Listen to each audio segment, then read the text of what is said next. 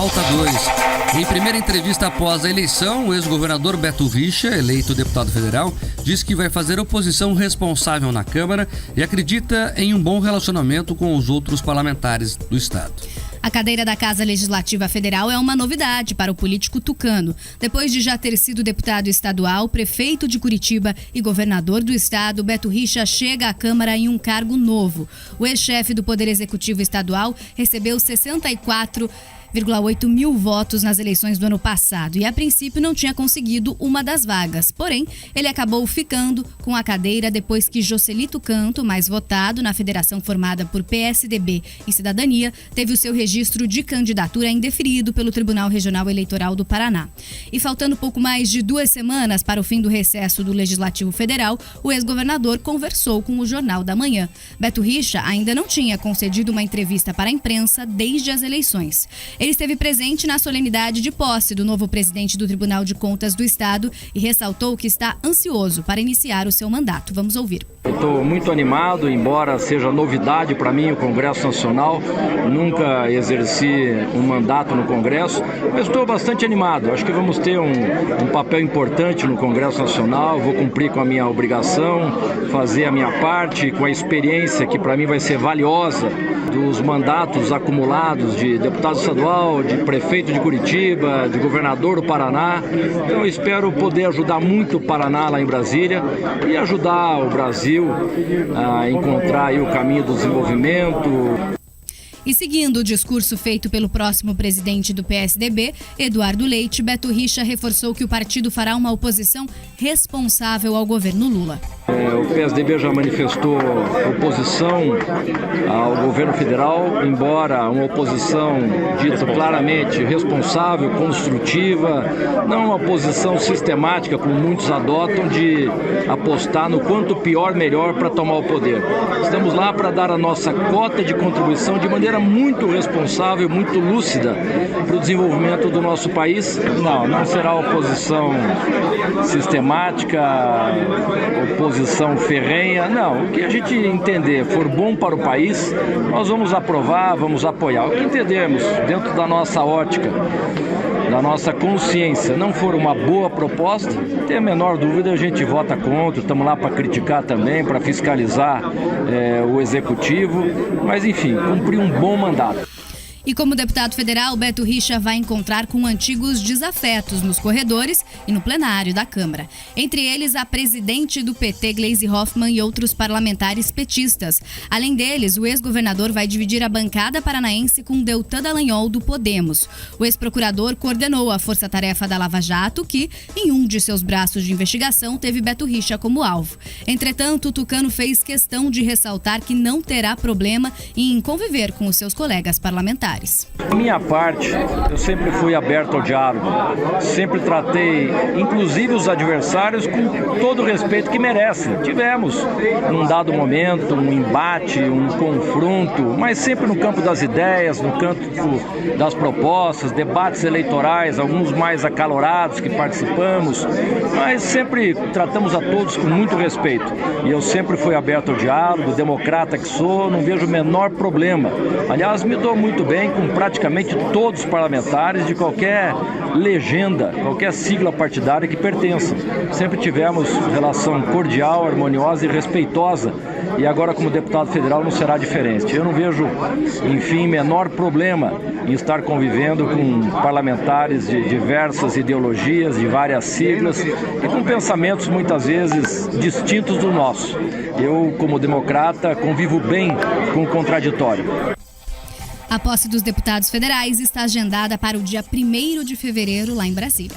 E, portanto, Beto Richa, que agora chega ao Congresso Nacional representando o Paraná, ele que tem um histórico com o Estado, e já avisou que vai ser oposição. E essa postura do Beto Richa não é dele, é do PSDB. Até comentava com o Pedroso fora do ar aqui, o PSDB nos últimos dias tem assumido uma postura de oposição e que quer ser protagonista nesta oposição. Talvez tenha entendido que há um vácuo nesse sentido e está indo para cima. Um exemplo é o que aconteceu ontem.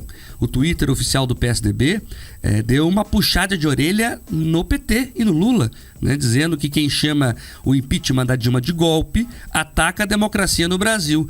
O Congresso e o STF dizendo, inclusive, que é um discurso extremista. E o PSDB está correto. Para quem não sabe, o site oficial do governo chamou o impeachment de Dilma Rousseff de golpe. Eles não superam isso, não tem jeito. Então eles pegaram um site oficial do Estado brasileiro e colocaram que um processo democrático, né, constitucional, foi golpe. O PT não aprende mesmo. Então eu acho que é importante o PSDB fazer esse papel, como outros partidos também precisam acordar para começar a fazer uma oposição responsável, é verdade, mas efetiva, até para começar a apontar as contradições do governo do PT. E isso me chama muita atenção, porque você pega ali, parece que foi o site da EBC, que é a empresa Brasil de Comunicação, colocou isso. Isso é uma mentira, isso é uma fake news. O impeachment de Dilma Rousseff foi constitucional e é um ataque ao Supremo, sim. Vale lembrar que quem presidiu a sessão do impeachment foi o Lewandowski, então presidente do Supremo Tribunal Federal. Agora é impressionante que isso ninguém vê. Se qualquer um aqui ousar questionar uma decisão do Supremo em suas redes sociais, vai ter problema com eles, com certeza. Agora o PT pega o site oficial do Estado brasileiro, do Executivo brasileiro, e coloca lá que o impeachment de Dilma foi golpe. Ninguém sabe, ninguém viu em relação ao Supremo Tribunal Federal.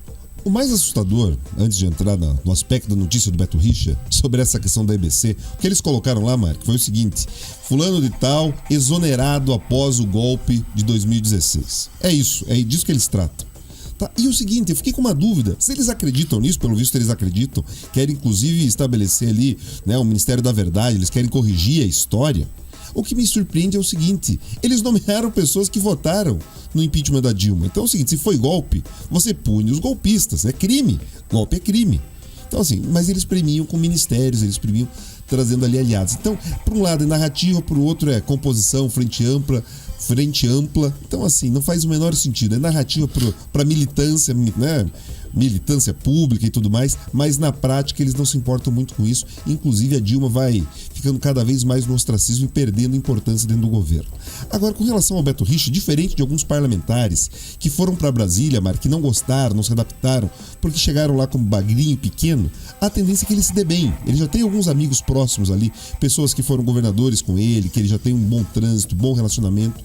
Muitos dos deputados federais que hoje representam o Paraná já eram políticos na época do Beto Richa, então a perspectiva é que ele se dará bem ali, pelo menos com boa parte dos congressistas que ali se encontram. A dúvida é se ele vai conseguir virar a chave da cabeça de quem vem cumprindo mandatos no Executivo há muito tempo, se ele vai conseguir migrar para essa lógica do Legislativo, que é outra coisa, é entender o seu novo papel, inclusive de representação. Essa é a grande dúvida, se o Beto vai conseguir revisitar a sua história política e dar um novo destino, ou se ele vai acabar ali sem saber direito como conduzir esse mandato que ele recebeu. Agora, outra entrevista que está repercutindo muito é a entrevista do ex-presidente Lula, ele que falou com a Globo e em uma longa entrevista, acho que foi a primeira depois lá daquele ato de 8 de janeiro, e as pessoas estão repercutindo aqui na live, inclusive, né, Manu, falando sobre a entrevista. Para mim ficou bem claro que o Lula tá raivoso, ele quer vingança.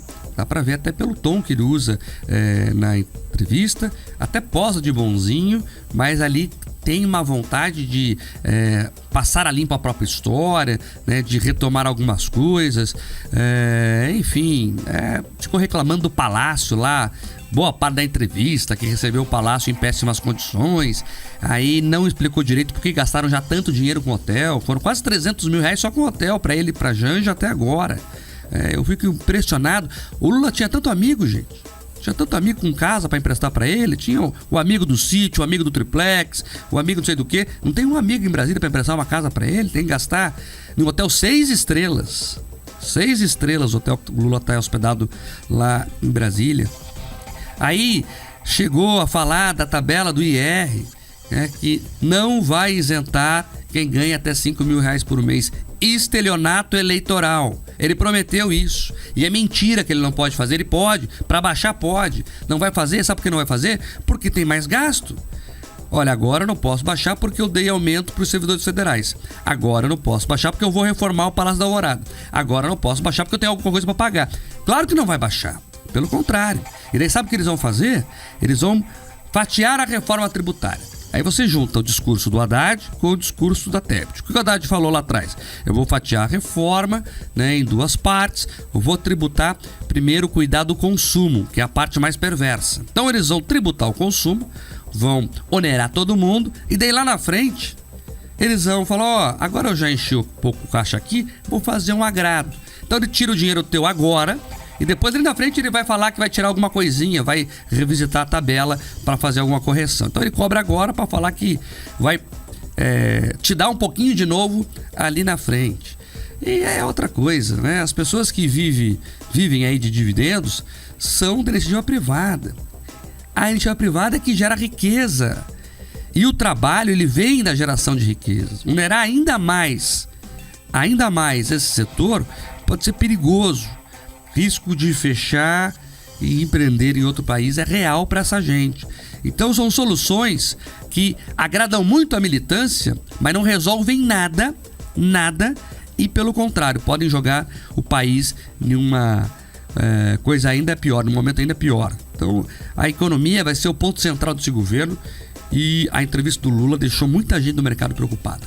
Preocupada, Marco, inclusive porque a percepção é que ele não desceu do palanque, tanto na entrevista, e quem acompanhou também aquela fala junto aos sindicalistas daquele evento, que ele reuniu 500 representantes de centrais sindicais, em que ele ataca, ele volta com aquele discurso mofado de dizer, olha, o empresário não produz nada, o empresário não trabalha, o trabalhador faz o PIB crescer e não participa desse benefício. Ou seja, aquela questão do nós contra eles, aquele verniz, né, que todo mundo já está acostumado, que foi construído justamente para separar as pessoas. Quando na prática, quando ele fala isso, Mark, que os empresários não trabalham, eu pergunto aqui para vocês que estão nos acompanhando, que estão nos escutando, pequenos empresários que levantam cedo, que trabalham duro, que garantem inclusive a abertura de empregos, porque assim, ele não está se referindo só aos grandes empresários, não.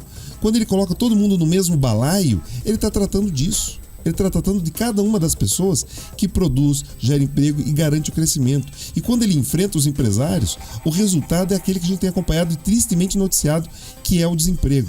E assim, quando ele fica falando, olha, vamos fazer isso, vamos fazer aquilo, vamos tributar a questão dos dividendos, as pessoas transformam em bônus, Mark.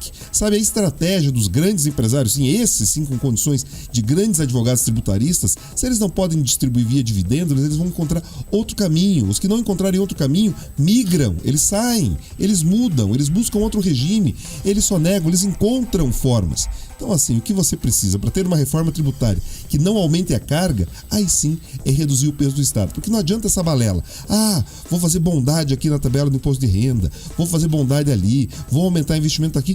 Você vai tirar dinheiro da onde? Ou você vai ter que aumentar tributo, ou você vai ter que reduzir despesa. E pelo jeito, Mark, por todos os sinais entregues até agora, ninguém está falando em reduzir despesa. Até a despesa de hotel tem subido. Quem dirá então da máquina pública como um todo? E outra coisa, né? Bateu lá na independência do Banco Central, que é essencial para a economia.